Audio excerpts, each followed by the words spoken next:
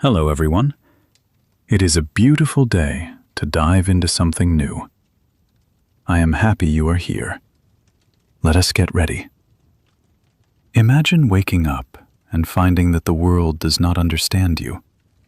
Imagine having big ideas, deep thoughts, and a mind that never stops.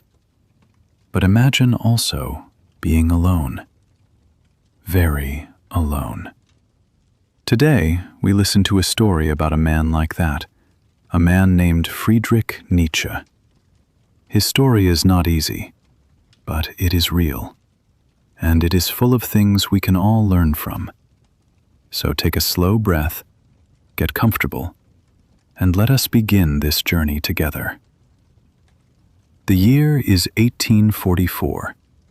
The place is a small town in Germany called Rücken. It is a quiet place. There are green fields, old stone walls, and the sound of church bells in the morning. In this town, on the 15th of October, a boy is born. His name is Friedrich Wilhelm Nietzsche. His father is a pastor, a man of the church. His mother is a quiet, gentle woman. The house is calm. The life is simple. But inside this small boy, there is something unusual, something that is hard to see at first. Friedrich is different from other children.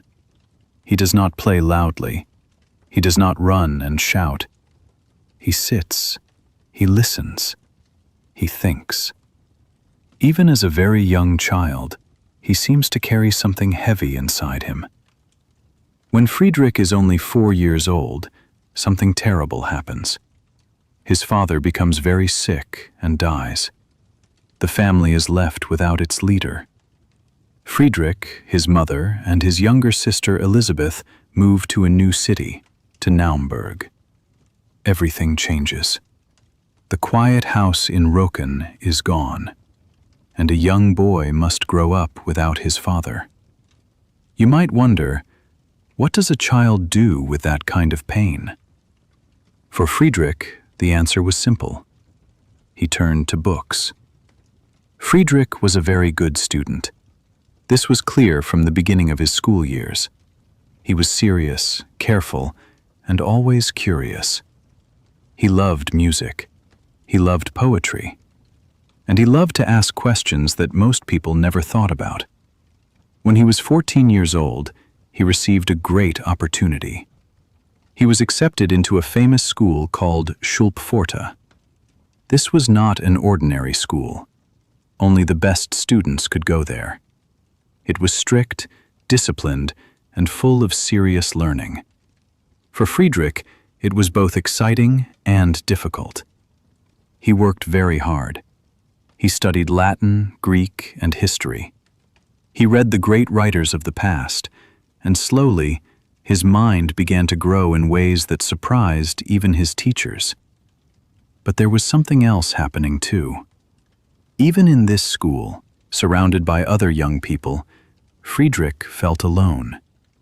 He had a few friends, but he did not feel truly understood.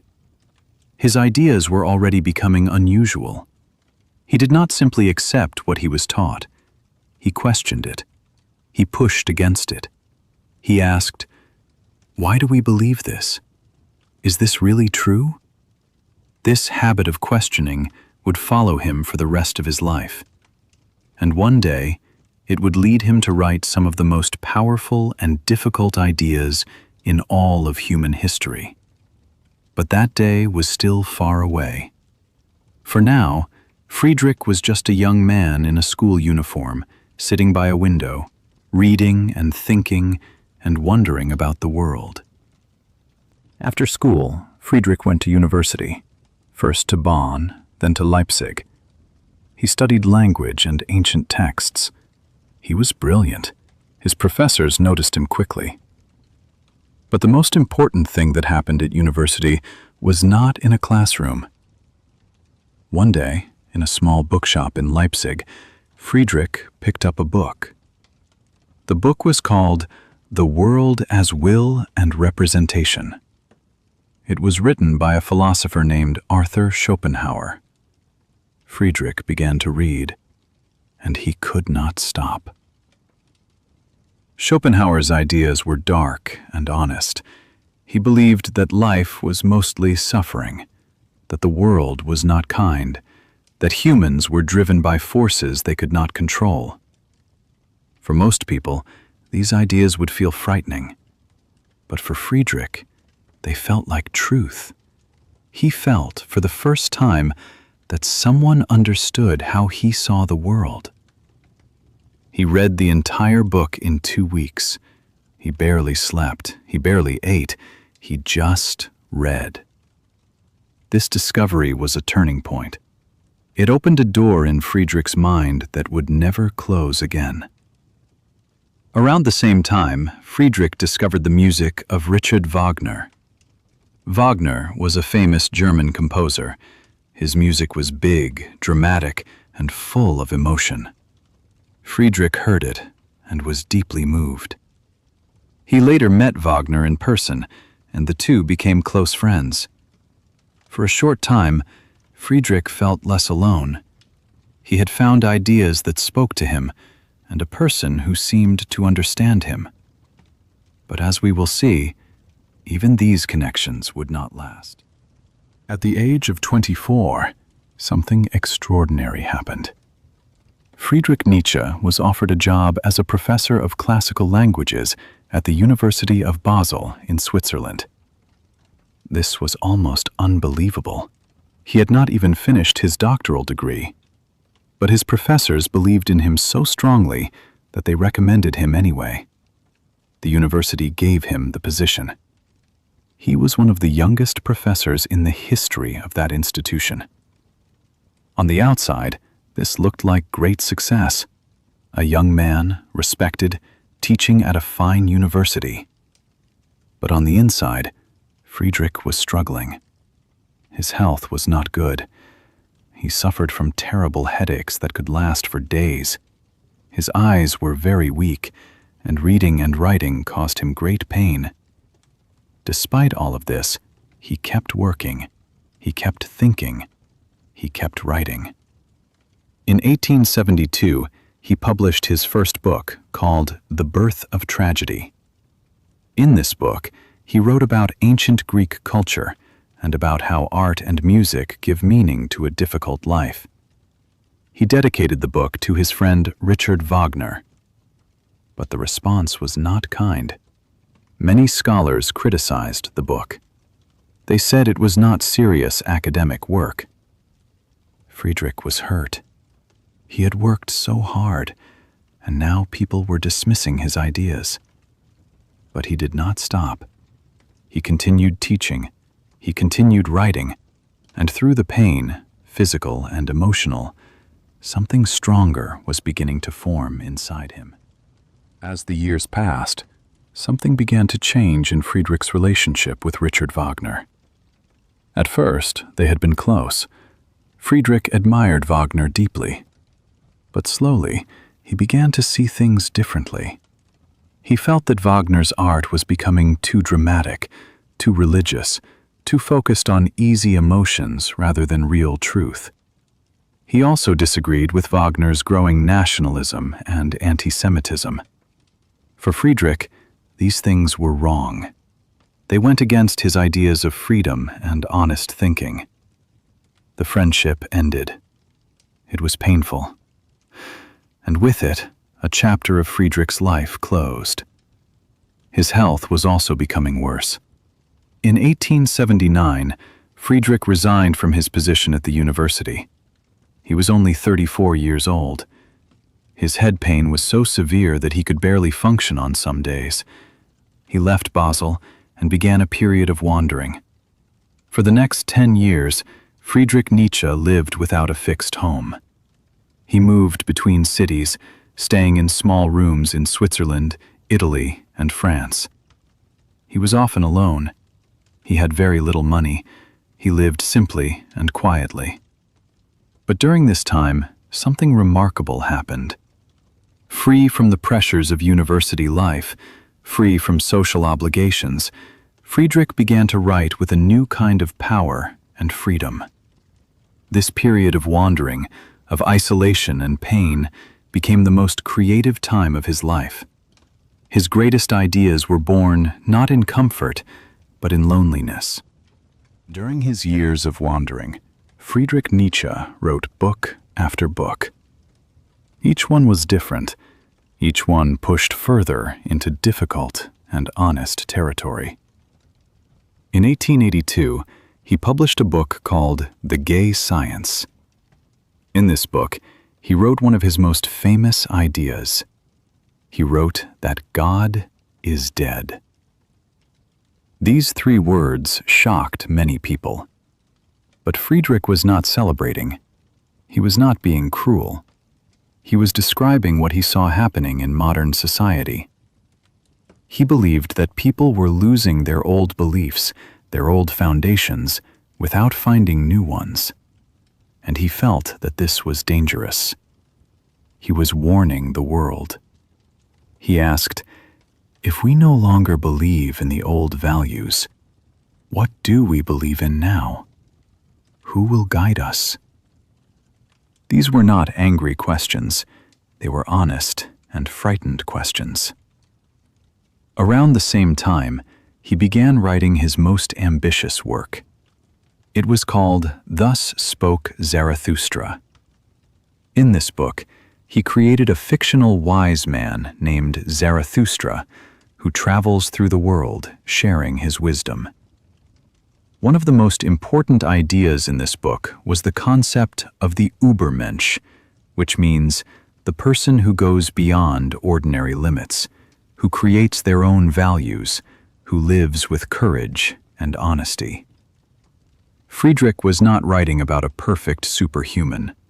He was writing about the possibility inside every person to grow, to question, and to become something greater. These ideas were not easy to understand, and very few people truly understood them at the time. By 1888, Friedrich Nietzsche was writing with enormous energy. In that 1 year alone, he wrote 5 books. He felt that his mind was working faster than ever before.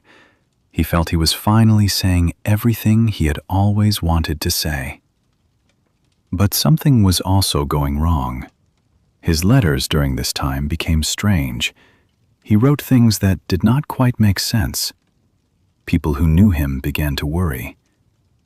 Then, in January 1889, in the city of Turin, Italy, something happened that ended Friedrich Nietzsche's working life forever. He collapsed in the street. His mind was gone. He was taken to an asylum. His mother came to take care of him. He lived for 11 more years after this collapse, but he never wrote again. He never had a clear conversation again. He sat. He sometimes played the piano. He sometimes smiled without knowing why. The brilliant, restless, questioning mind had gone quiet. My friends, if this story is moving you, if you want to understand Friedrich Nietzsche more deeply, his full life, his real ideas, and the world he lived in, there is a wonderful book about him that tells everything in beautiful and simple language. It is powerful, honest, and carefully written. I have placed the link in the description below. I really encourage you to get a copy and read it slowly, the same way we listen to these stories together. It will stay with you for a long time. Now, back to our story. What happened to Nietzsche exactly is still debated by doctors and historians today. Some say it was a disease. Some say it was the weight of a lifetime of physical pain and isolation. Whatever the cause, the man who had asked the deepest questions about life now lived in silence, and the world, which had not listened to him while he was well, was about to discover everything he had left behind. Friedrich Nietzsche died on the 25th of August, 1900. He was 55 years old. During his lifetime, he was not famous, Very few people read his books. Very few people understood what he was trying to say. But after his death, everything changed. His ideas spread across the world. Philosophers, artists, writers, and thinkers began to read him. They argued about his words. They were inspired by them. They were challenged by them.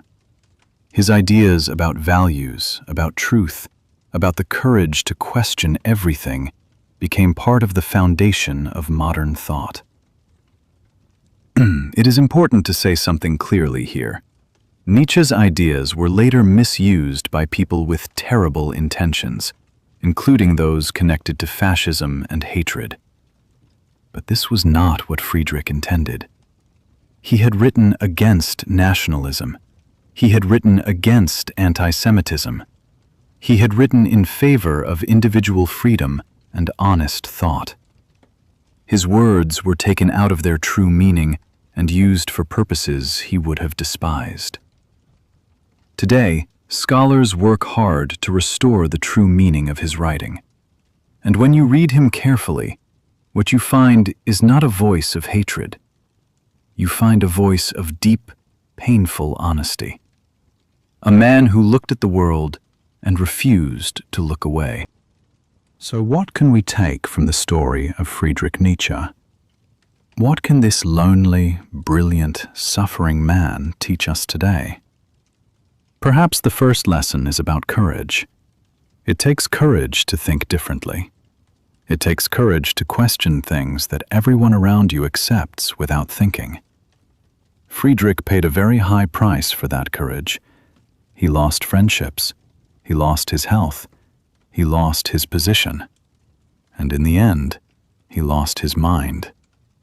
But he never stopped being honest. He never pretended to believe what he did not believe. And that honesty, that refusal to be comfortable when the truth was uncomfortable, is something we can admire and learn from. The second lesson is about loneliness. Friedrich was alone for most of his life, and yet his ideas connected him to millions of people after his death. Sometimes the deepest connections do not happen in the moment. Sometimes they happen slowly, quietly, across years and even centuries. And for you, as someone learning English through this story, there is a message here too. Learning a new language can sometimes feel lonely. It can feel difficult. It can feel like the ideas in your head are bigger than the words you have to express them. Friedrich Nietzsche felt exactly that way in his own life. But he kept going. He kept finding new ways to say what he felt.